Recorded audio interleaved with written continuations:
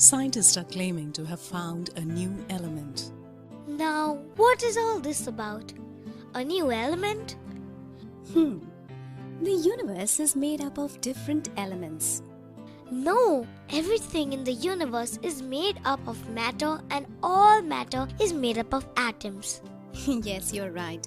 But atoms combine to form elements and compounds. Now you're confusing me. Don't be confused. Let's start with atoms. Okay, I have learned on MakeMeGenius.com that atoms are the smallest invisible particles that make up everything. Very good. Atoms are the smallest unit that retains the property of any element. And they are so small that we need a microscope to see them. You are right. So now let's talk about elements. Okay, I am all ears. Elements consist of only one type of atoms. Let's understand that with an example. Argon is an element found in nature as gas. This is an argon atom.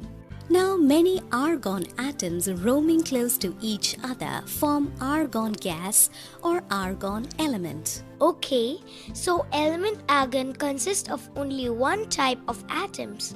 Now let's see another element, nitrogen gas. Nitrogen is another element. Its atoms occur in pairs. So two atoms of nitrogen together form nitrogen element? Yes, many such pairs close to each other form nitrogen gas.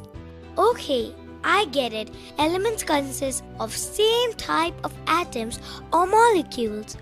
So now, can you name some other elements? Oxygen gas, hydrogen gas and chlorine gas. These are all gases. Can you tell me some solids which can be called elements? I will give you some examples. Look at this Sprite can. This can contains rows of aluminium atoms. Aluminium is an element. An element is a simple single material that cannot be broken down into simpler material. Atoms in an element are exactly the same. Each element has a unique symbol consisting of one or two letters. Like aluminium has a symbol Al. Right. Do you remember the party we had last weekend? Which? The barbecue party?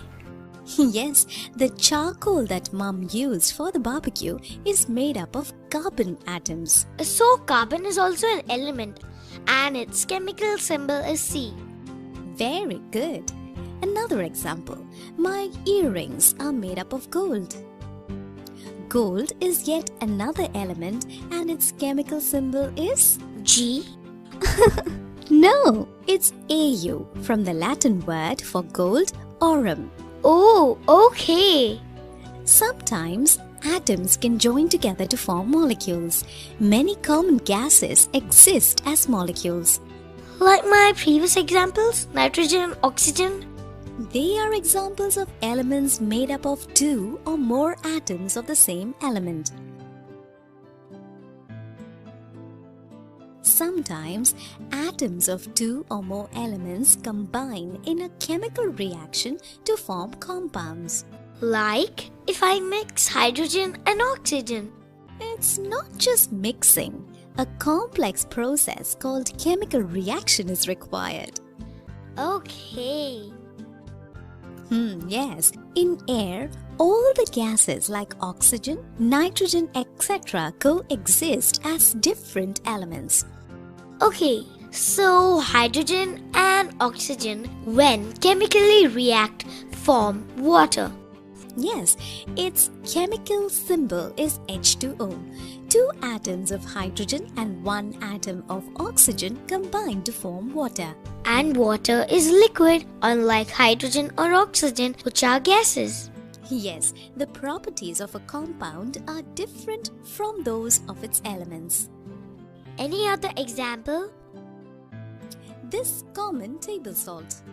I guess this is a compound. Yes, made up of two elements, sodium and chlorine. Sodium and chlorine combine by some type of chemical reaction to form salt. Right, sodium chloride. To be precise, one atom of sodium and one atom of chlorine chemically joined make up sodium chloride or common salt. Let me guess its chemical symbol. Na of sodium and Cl for chlorine make it NaCl. Wow, yes, a compound is a brand new material with completely new set of properties. And it does not have the properties of the elements that it is formed of. Yes, common salt is neither shiny like sodium metal or pungent smelling like chlorine gas. And to reverse the process into sodium and chlorine, separating it is not easily possible. Can you tell me an example of something that has both elements and compounds? Air. Oh yes, air has elements like nitrogen, oxygen and also compounds like Water, vapor and carbon dioxide to name a few. Right. Now that we know so much about elements and gases, can we list the difference between them? That sounds fun if you reward me at the end. It's a deal. You go first. Elements consist of same type of atoms, whereas compounds are made up of two or more types of atoms that are chemically combined. A compound can be broken into simpler elements using chemical reactions, whereas elements cannot be broken down further. We can form endless compounds, whereas as of now, there are about 117 elements that have been observed. A compound is expressed using a formula, whereas elements are expressed as symbols.